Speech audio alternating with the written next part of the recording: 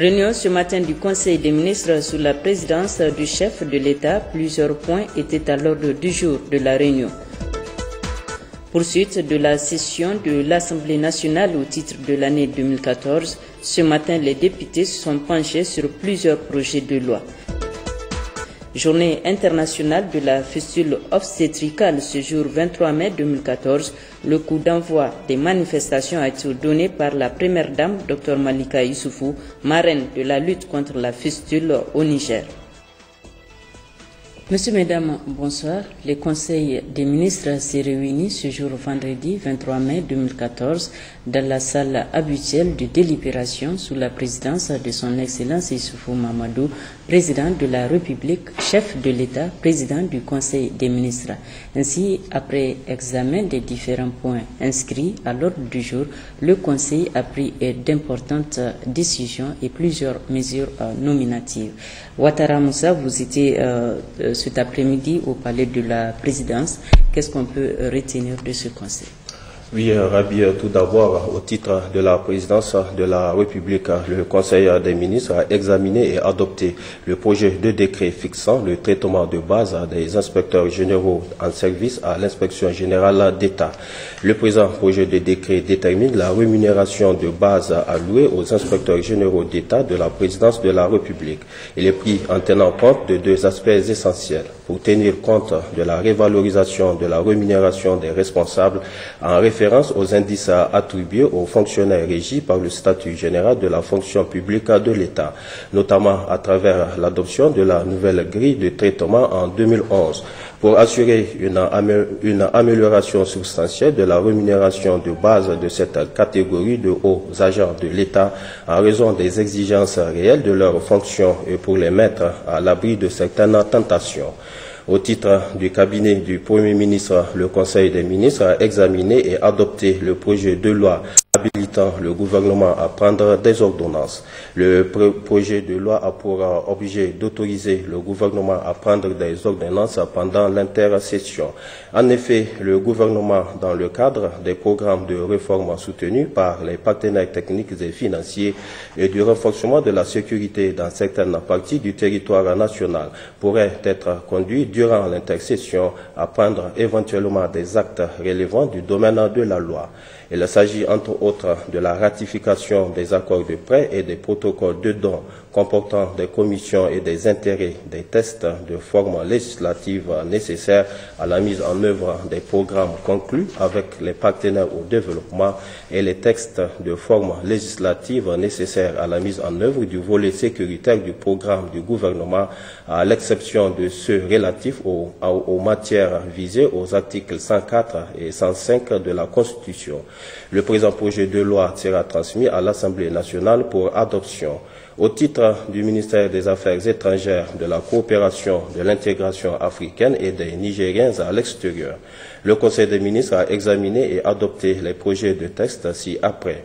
Projet de loi autorisant la ratification de l'accord de prêt numéro NIR 130 signé le 11 avril 2014 à Niamey entre la République du Niger et la Banque islamique de développement BID d'un montant de 10 millions de dollars des États-Unis d'Amérique, soit l'équivalent de 5 milliards de francs CFA pour le financement du projet de village durable au Niger. L'objectif global de ce projet est de contribuer à la réduction de la pauvreté dans la zone du projet, à savoir la commune de Gueladio, grâce à des interventions communautaires à faible coût, durables, conçues pour les besoins spécifiques des populations. Les groupes cibles sont particulièrement constitués des ménages vivant dans cette zone où les indices de pauvreté, d'analphabétisme sont des plus élevés et ceux d'accès aux infrastructures de la santé des plus bas. Le projet devra aussi permettre aux habitants de cette zone de bénéficier directement des programmes et interventions sectorielles de la formation et de la consolidation d'au moins 80 groupes d'entraide regroupant 2000 membres chacun, de l'aménagement et de l'exploitation de 5900 hectares de terres supplémentaires, de l'amélioration du taux net de scolarisation des garçons et des filles, d'accès élargi aux soins prénataux, de l'accouchement assisté, du traitement et de la prévention du VIH et du traitement de la malnutrition infantile. Conformément à l'article 169 de la Constitution du 25 novembre 2010, le présent accord de prêt ne peut être ratifié qu'à la suite de l'adoption préalable d'une loi d'autorisation par l'Assemblée nationale. Projet de loi autorisant la ratification de l'accord de prêt concessionnel gouvernemental signé le 2 janvier 2014 à Niamey entre la République du Niger et la Banque Export-Import de Chine, Exim Bank, relatif au financement du projet de la dorsale nationale de fibre optique du Niger et les services de télécommunication pour un montant de 49 61 608 872 francs CFA. Cet accord de prêt est signé en application de l'accord cadre conclu le 14 décembre 2013 entre la République du Niger et la République populaire de Chine sur la fourniture de prêts gouvernementaux concessionnels par la République populaire de Chine à la République du Niger. Sa mise en œuvre permettra au Niger de construire la dorsale nationale de la fibre optique et de développer ses services de télécommunication. Ces deux projets de loi seront transmis à l'Assemblée nationale pour adoption.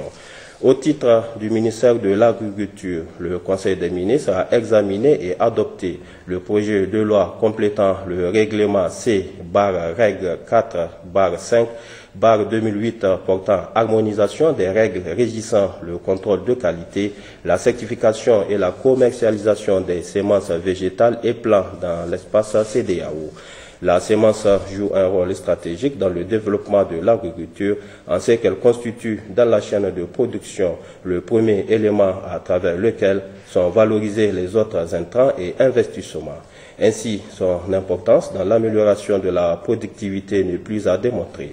C'est pourquoi, au bout d'un long processus conduit entre 1999 et 2007 par la CEDEAO, l'UEMOA et le SILS, des instruments juridiques ont été élaborés et des institutions mises en place avec des outils spécifiques à charge pour les États membres de s'en approprier et de veiller à une plus grande harmonisation. Il s'agit donc pour le Niger, à travers ce projet de loi, de compléter le règlement numéro C/Règle 4/5/2008 de la CEDEAO portant harmonisation des règles régissant le contrôle de qualité, la certification et la commercialisation des semences végétales et plants dans l'espace communautaire. Cet instrument cadre parfaitement avec les nouvelles orientations de l'initiative 3N, les Nigériens nourrissent les Nigériens, notamment en son programme opérationnel de modernisation des systèmes de production sous pluie. Ce projet de loi sera transmis à l'Assemblée nationale pour adoption. Au titre du ministère des Mines et du Développement industriel, le Conseil des ministres a examiné et adopté le projet de décret portant le bénéfice des avantages des dispositions spéciales du Code des investissements à la société Hippo Transport La Maïtede Niger Sarlu pour l'acquisition de 50 camions tracteurs plus remorques de transport de marchandises à l'état neuf. Le présent projet de décret a pour objet d'accorder le bénéfice des avantages des dispositions spéciales du Code des investissements à la société Hippo Transport La Maïtede Niger. La société Hippo Transport La Maïtede Niger est une société à responsabilité limitée unipersonnelle Sarlu avec un capital de 1 500 000 francs CFA dont le siège social est à Niamey en République du Niger. Elle a pour objet le transport sous toutes ses formes de personnes, de marchandises, d'hydrocarbures au moyen de tout véhicule. L'agrément au Code des investissements lui permet d'acquérir 50 camions tracteurs plus remorques de transport de marchandises à l'état neuf. Elle s'engage à réaliser un investissement global de 7 194 232 083 francs CFA et à créer 215 emplois permanents afin de contribuer à la résorption du chômage dans notre pays. Au titre du ministère de la Justice, le Conseil des ministres a examiné et adopté le projet de loi relatif au trafic illicite de migrants. Le trafic illicite des migrants sème la mort et la désolation sur notre sol. Hommes, femmes et enfants périssent déshydratés en tentant de traverser le désert pour des horizons incertains, voire illusoires. Le drame des 92 migrants morts survenus en octobre 2013 dans le désert du Sahara en est la parfaite illustration pour nous le rappeler. Mais au-delà de cette tragédie, les victimes sont aussi obligées d'un trafic attentatoire aux droits humains les plus élémentaires, organisés ou pas. Les auteurs de ces trafics fonctionnent à l'intérieur de réseaux parfaitement imbriqués qui dépassent les frontières pour aider à l'entrée irrégulière dans le pays ou à la sortie non moins irrégulière vers les pays de transit ou de destination.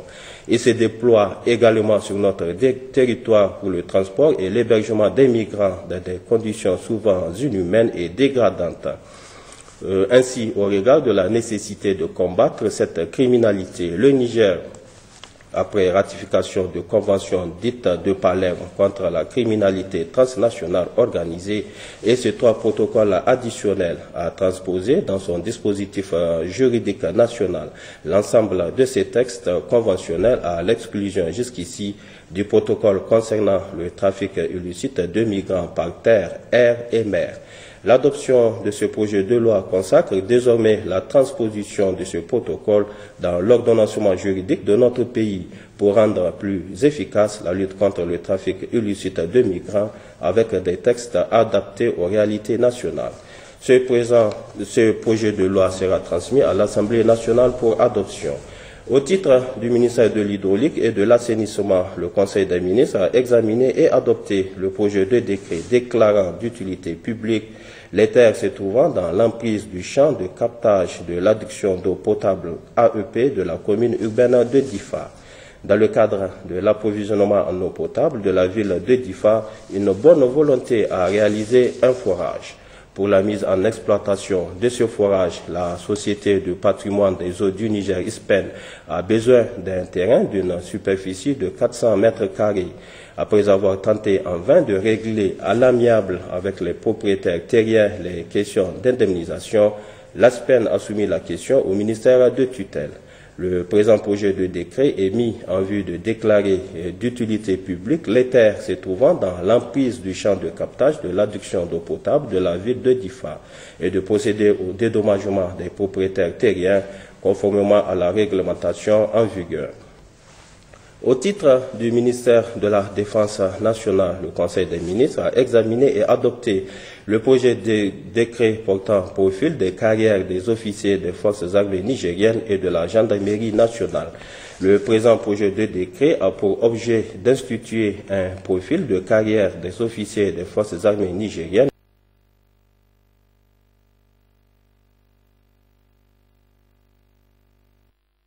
critères objectifs. Il permettra de fournir aux autorités politiques et militaires un important outil pour une meilleure gestion des ressources humaines et aux forces armées nigériennes et à la gendarmerie nationale de répondre aux exigences d'une armée moderne. Aussi, l'adoption de ce profil mettra la compétence au cœur de la carrière en concédant une meilleure adéquation entre l'emploi, les diplômes, l'expérience et le grade au sein des forces armées nigériennes et de la gendarmerie nationale.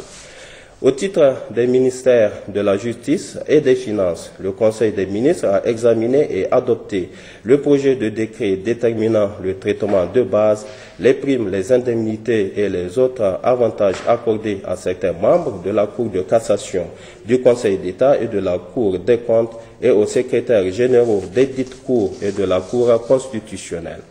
Au titre des ministères de la Justice, de la fonction publique et de la réforme administrative et des finances. Le Conseil des ministres a examiné et adopté le projet de décret déterminant le traitement de base, les primes, les indemnités et les autres avantages accordés au personnel du cadre des services judiciaires, au personnel administratif et technique de la Cour constitutionnelle, de la Cour de cassation, du Conseil d'État, de la Cour des comptes et aux membres des cabinets des présidents des dites institutions. Les lois organiques numéro 2012-8 du 26 mars 2012 déterminant les attributions, la composition, l'organisation et le fonctionnement de la Cour des comptes, numéro 2012-35 du 19 juin 2012 déterminant l'organisation, le fonctionnement de la Cour constitutionnelle et la procédure suivie devant elle, numéro 2013-2 du 23 janvier 2013 déterminant la composition, l'organisation, les attributions et le fonctionnement fonctionnement du Conseil d'État et numéro 2013-3 du 23 janvier 2013, déterminant la composition, l'organisation, les attributions et le fonctionnement de la Cour de cassation, ont prévu chacune que les traitements, les primes, les indemnités et les autres avantages accordés à certains membres de la Cour de cassation, du Conseil d'État et de la Cour des comptes, ainsi que ceux accordés aux secrétaires généraux des dites cours et de la Cour constitutionnelle. Il en est de même du traitement des primes, des indemnités et des autres avantages accordés au personnel du cadre des services judiciaires, au personnel administratif et technique de la Cour constitutionnelle, de la Cour de cassation, du Conseil d'État et de la Cour des comptes, ainsi qu'aux membres des cabinets des présidents des dites institutions. Ces deux projets de décret sont pris pour satisfaire à cette exigence. Au titre du ministère de la fonction publique et de la réforme administrative, le Conseil des ministres a examiné et adopté le projet de décret modifiant et complétant le décret numéro 2013-503-BRN-MFP-RA du 4 décembre 2013 portant organisation du ministère de la fonction publique et de la réforme administrative. Le décret numéro 2013-503-BRN-MFP-RA du 4 décembre 2013 portant organisation du ministère de la fonction publique et de la réforme administrative a été pris pour permettre au ministère de mener à bien ses missions. Cependant, il a été constaté que les dispositions de l'article 16 de ce décret sont insuffisantes au regard de la configuration actuelle du ministère. Le présent projet de décret intervient pour modifier et compléter l'article 16 du décret en créant des directions régionales de la fonction publique et de la réforme administrative afin d'approcher et d'accroître la qualité et l'accessibilité des services publics offerts aux citoyens par l'État. Au titre des ministères de la fonction publique et de la réforme administrative et des finances, le Conseil des ministres a examiné et adopté le projet de décret déterminant le traitement de base alloué aux membres des cabinets du président de la République, du Premier ministre, des anciens présidents de la République et anciens chefs d'État et du secrétaire général du gouvernement. En novembre 2012, plusieurs décrets déterminant notamment les traitements de base et autres avantages alloués à certains responsables et agents de l'État, dont les membres des cabinets du président de la République, du Premier ministre, des anciens présidents de la République et anciens chefs d'État et du secrétaire général du gouvernement ont été pris. À la mise en œuvre de ces décrets, certaines de ces dispositions sont avérées inapplicables, notamment pour la détermination du salaire de base. Ainsi, le présent projet de décret est pris pour corriger les insuffisances relevées dans la réglementation actuellement en vigueur. Au titre du ministère de la Population, de la Promotion de la Femme et de la Protection de l'Enfant, le Conseil des ministres a examiné et adopté le projet de loi modifiant et complétant la loi numéro 2008 du 7 juin 2000 instituant le système de quotas dans les fonctions électives au gouvernement et dans l'administration de l'État. Le présent projet de loi a pour objet la modification de la loi numéro 2008 du 7 juin 2000 instituant le système de quotas dans les fonctions électives au gouvernement et dans l'administration publique de l'État au vu d'accroître la représentation des femmes aux instances étatiques. En effet, après une décennie de mise en œuvre de cette loi, il est apparu que la représentation des femmes n'est pas satisfaisante dans les instances concernées. Aussi, le présent projet de loi vise donc à rehausser le niveau de représentativité des femmes. Désormais, le quota sera de 15% dans les fonctions électives au lieu de 10%. Et le taux passera de 25% à 30% dans les nominations au gouvernement ou aux emplois supérieurs de l'État. Ce projet de loi sera transmis à l'Assemblée nationale pour adoption. Au titre du ministère de l'Environnement, de la Salubrité urbaine et du Développement durable, le Conseil des ministres a examiné et adopté le projet de loi portant création, mission, organisation et modalités de fonctionnement de l'Agence nationale de la Grande Muraille verte.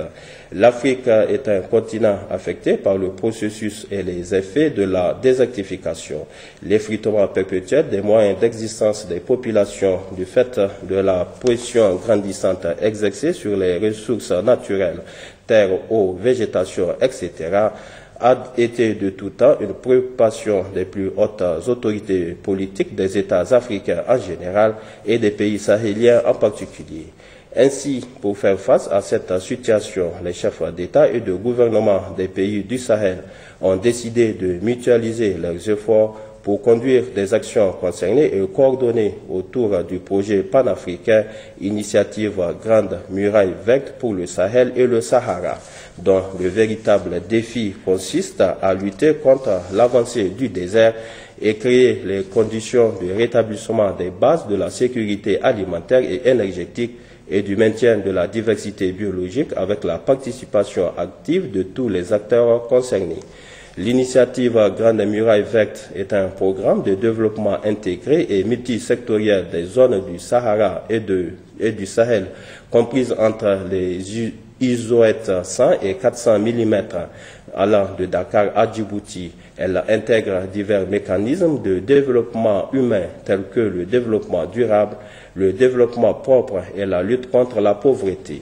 Compte tenu de l'envergure géographique de cette initiative, une agence panafricaine de la Grande Muraille Verte a été installée le 17 juin 2010 à N'Djamena au Tchad lors du premier sommet des chefs d'État et de gouvernement des pays membres de l'initiative Grande Muraille Verte. Cette initiative est perçue au Niger comme une opportunité de relance de développement durable des communes concernées, axée sur la mise en œuvre des plans de développement communaux PDC, comme par ailleurs promis par l'initiative 3N, les Nigériens nourrissent les Nigériens.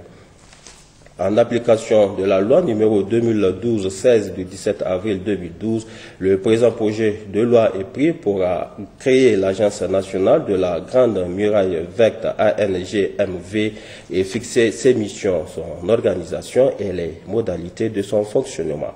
Le présent projet de loi sera transmis à l'Assemblée nationale pour adoption. Au titre du ministère de l'Équipement, le Conseil des ministres a examiné et adopté les projets de texte ci-après. Projet de décret déclarant d'utilité publique la route RN1E PK 386 Ruwa-Wiri, Nigeria. Projet de décret déclarant d'utilité publique la route Galmi RN1E PK 469 Niger, Rafindouma. Projet de décret déclarant d'utilité publique la route RN1E PK 588 Niger, Souloulou, frontière du Nigeria. Dans le cadre de la mise en œuvre du programme de développement économique et social PDS, il est prévu les travaux de construction des routes reliant la route nationale numéro 1 RN1E à la frontière avec la République fédérale du Nigeria par les autorités de l'État de Sokoto. Il s'agit des routes suivantes. La route RN1E PK 386 Niger Ruwa-Wiri, Nigeria. La route RN1E PK 469 Niger Rafindoma, Nigeria. La route RN1E PK 588 Niger Souloulou, frontière Nigeria. La réalisation de ces routes facilitera les échanges entre le Niger et le Nigeria en général et l'État de Sokoto en particulier. Ainsi, elles favoriseront l'intégration socio-économique des peuples, la création d'emplois, la réduction des coûts et du temps de transport, la réduction des coûts des marchandises, le désenclavement de la sous-région. Dans le cadre de ces travaux, des démolitions d'immeubles bâtis sont prévues dans les traversées de certaines agglomérations en vue de dégager l'emprise de la route et de respecter les normes de construction. L'utilisation des matériaux de terrassement tels que la latérite sera nécessaire aux travaux.